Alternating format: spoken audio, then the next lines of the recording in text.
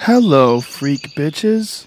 You know, whether it's through warfare or disease or some new government usurping the old power, or whether it's through predators and prey, and there's always some weird sort of reaction to something gaining too much power.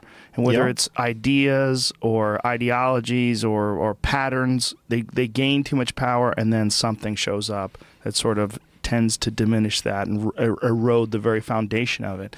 That's what I feel about psychedelics.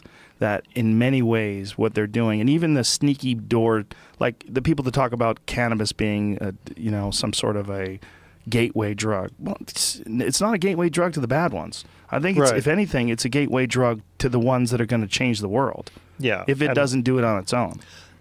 I mean, this concept of a gateway drug is, it's just stupid in a sense. This is something that the drug warriors have come up with. Particularly so. I mean, I'm here to tell you coffee is a gateway drug. Alcohol's the biggest one. Chocolate ice cream is a gateway drug. We've all taken these things, and, look where we are now. Right. So gateway drug, it's just the concept is absurd. What's it if it was not sold in a environment where there were a choice to have all sorts of other illegal drugs? It wouldn't be a gateway drug, would it? No. Well, the alcohol one is the most ridiculous one because it's everywhere, and it's the one that inhibits or loosens your inhibitions more than any other drug. Is responsible for the most foolish behavior.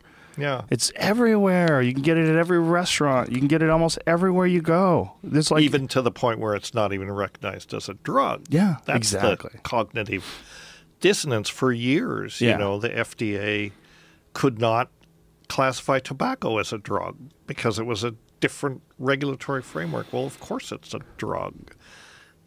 And somebody said, it's the only drug you can use when used as instructed will kill you. That's hilarious. Isn't it funny that the word drug, I'm not funny, but isn't it problematic at the very least that the word drug is sort of this gigantic blanket that we throw over all these things that perturb consciousness. Right.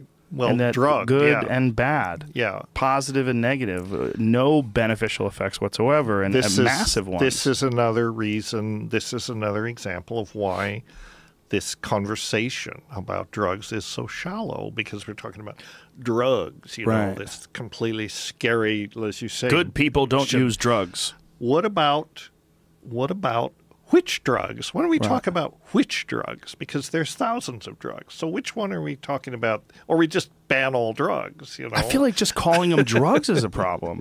How could you call DMT the same thing that you call alcohol? That seems to me to be so crazy.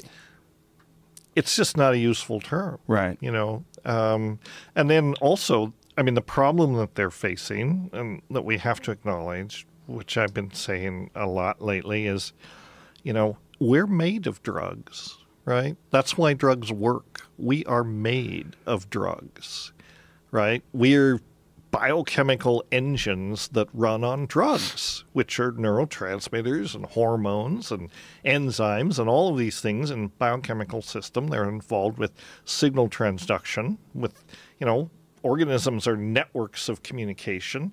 They're mediated by neurotransmitters. Neurotransmitters, if you isolated them from the brain, put them into a bottle and sold them, that would be a drug.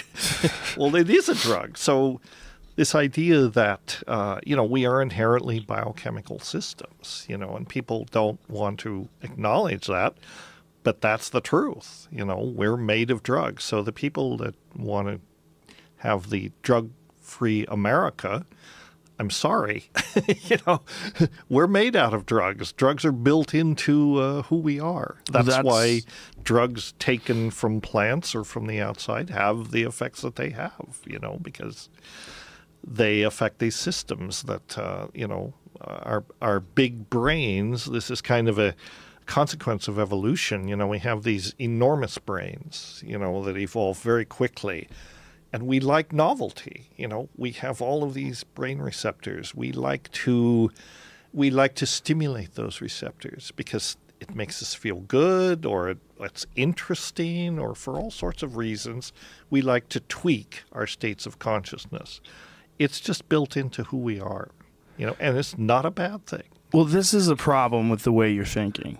You have too many facts and use too much science. And you don't have enough Jesus. Sorry, excuse me. You don't have enough Jesus in your life. If you had Jesus, you wouldn't need all this nonsense. And then Jeff Sessions would make sense to you. Right. That may be true. But unfortunately, I don't. So, yeah, I'll just continue to be deluded and believe in science. Well, it's just so important. And things like that. It's so important that you embrace Jesus, and you just won't. I don't know what's wrong I with can't do it. I mean, I did it. I'm a recovering Catholic. I've been there. I know the drill. I know the territory.